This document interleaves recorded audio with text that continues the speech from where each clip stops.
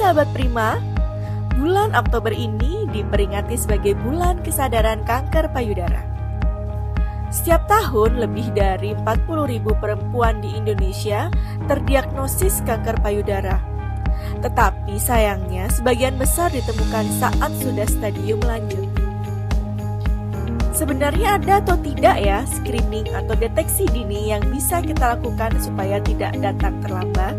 Yuk kita tanya-tanya terkait hal ini bersama dokter spesialis bedah onkologi kita, yaitu Dr. Hendry Irawan.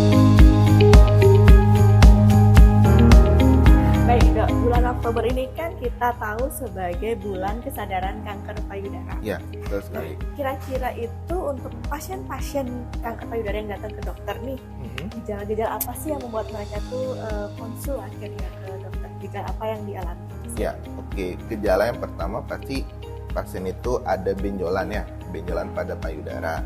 Nah, benjolan itu yang mengarah ke arah kanker atau kita disebut sebagai keganasan, dia benjolannya padat, sifatnya keras dan bisa terjadi di satu payudara.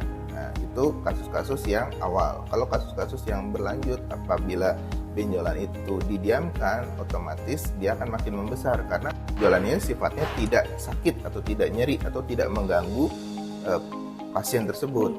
Nah, kalau sudah lanjut, akhirnya benjolannya merusak kulit sekitar. Akhirnya kulitnya kemerahan, ada borok, ada luka, terus kemudian ada yang bernanah, keluar cairan seperti itu. Dan akhirnya itu sudah kasus yang terlambat. Jadi sejauh ini sebenarnya pasien-pasien itu lebih banyak dalam kondisi terlambat.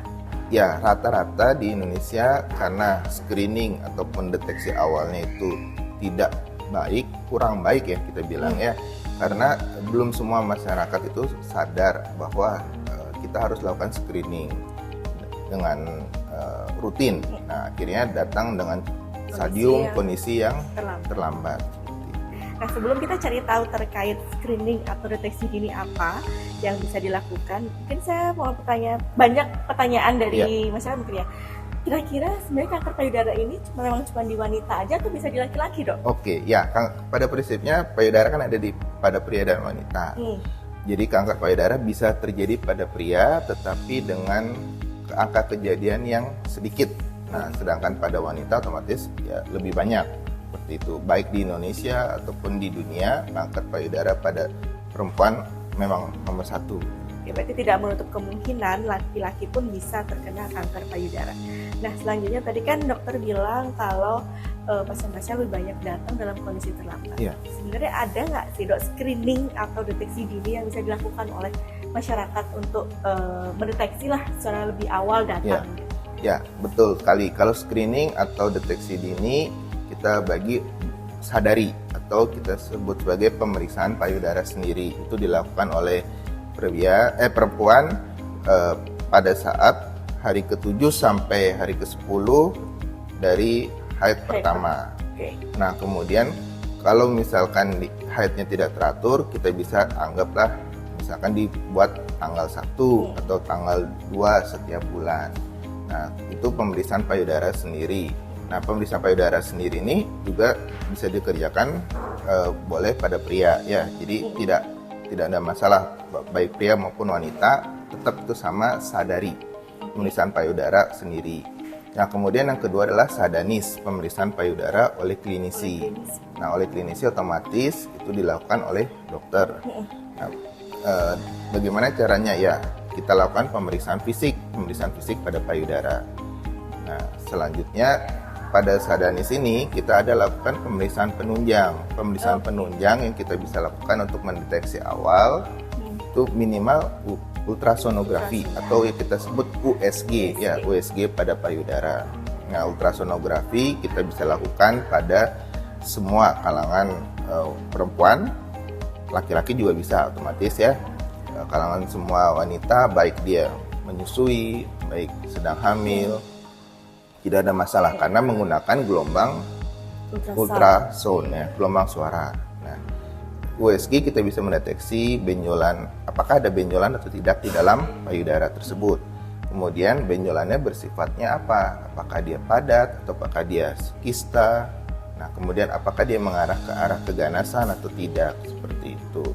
Nah, selanjutnya ada namanya mamografi. Pemeriksaan mamografi ini pemeriksaan yang dikhususkan kepada perempuan yang usianya lebih dari 40 tahun. Tetapi pada usia yang di bawah 40 tahun boleh dikerjakan mamografi juga. Syaratnya apa dok biasanya kalau yang di usia 40 tahun boleh mamografi, itu apakah harus ada hasil USG-nya terlebih dahulu atau gimana biasanya? Oke, ya tidak harus ada USG, tapi USG dan mamografi kita gabungkan itu akan lebih baik untuk mengetahui apakah ada benjolannya di dalam payudara tersebut. Karena yang satu menggunakan gelombang suara, satu menggunakan gelombang X-ray. Nah, pada mamografi kita melihat adanya kalsifikasi namanya, ada pemadatan seperti kalsium. Nah, itu dan juga kita bisa lihat posisinya apakah di mana, di atas atau di bawah, seperti itu. Oke, jadi kalau untuk pemeriksaan penunjang atau sadanis dan pemeriksaan penunjang ini kapan sih biasanya waktu yang tepat untuk para wanita itu mulai memeriksakan dirinya dok? Tanpa misalnya tidak ada gejala nih, saya nggak ada gejala, tapi saya pengen kapan sih waktu yang tepat? Apakah usia 40 tahun ke atas atau usia berapa saja boleh, misalnya setelah menyusui, setelah sudah mengandung, bagaimana dok? Ya, sebenarnya gini, kalau pertama kita lihat apakah ada risiko tinggi atau risiko pada pasien tersebut.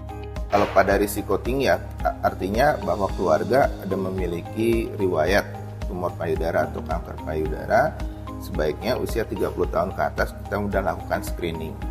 Nah, kemudian kalau misalkan ada benjolan atau ada sesuatu yang tidak nyaman di payudara, baiknya langsung lakukan screening minimal USG, ultrasonografi. Nah, sedangkan kalau pada yang usia lebih dari 40 tahun, kita bisa lakukan mamografi langsung untuk mendeteksi ada nggak tanda-tanda khas yang ke arah keganasan, seperti itu.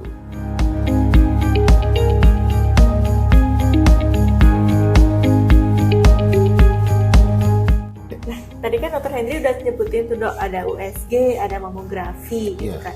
Nah, kan ada juga MRI dok ya, bisa untuk pemeriksaan MRI payudara. Kira-kira bisa nggak sih MRI payudara itu untuk screening saja? Ya, baik. MRI payudara dengan kontras, ya saya tekankan lagi, MRI payudara dengan kontras memang kita bisa lakukan untuk melakukan screening, terutama atau dikhususkan pada pasien-pasien yang memiliki risiko tinggi terjadinya kanker payudara, seperti orang tuanya atau di dalam keluarga memiliki riwayat positif kanker payudara. Itu kita bisa lakukan MRI payudara dengan kontras untuk melakukan screening. Jadi itu memang paling bagus dan yang ideal untuk dilakukan. Berarti tidak untuk semuanya dok ya? Kalau kayak USG sama mamo kan bisa mungkin untuk semuanya. Jadi kalau MRI payudara dengan kontras ini dikhususkan untuk yang berisiko tinggi, seperti itu? Ya, sebenarnya untuk pada wanita tidak ada risiko pun kita bisa lakukan screening, tetapi lebih dikhususkan lagi atau difokuskan wajib lah istilahnya kita bilang pada yang risiko tinggi pada perempuan-perempuan yang memiliki di garis keturunan atau di keluarga kanker payudara. Itu screeningnya dengan MRI payudara dengan kontras. Jadi kita bisa mengetahui ini di dalamnya itu lebih jelas dan lebih detail seperti itu dibandingkan hanya dengan USG dan mamografi. Oke, jadi sahabat Prima, kita tadi sudah mengetahui ada 3 modalitas untuk pemeriksaan penunjang, ya, ada USG payudara, mamografi, dan MRI payudara. Dan memang untuk MRI payudara dengan kontras ini dikhususkan untuk wanita-wanita atau masyarakat atau pria mungkin yang memiliki resiko tinggi dengan ada yang misalnya salah satunya garis keturunannya ada yang terkena kanker payudara. Ya, gitu. Nah, tadi kan dokter bilang kalau pasien-pasien kan memang banyak datang di kondisi yang terlambat istilahnya. Kalau sudah terinfo, kalau sadari dan sadanis itu penting sekali dilakukan oleh wanita-wanita, tapi pria pun juga bisa melakukan. Betul. Ada nggak pesan-pesan dari Dr. Henry untuk wanita-wanita atau masyarakat Indonesia lah supaya bisa lebih berani dan mau untuk melakukan screening? Ya, baik.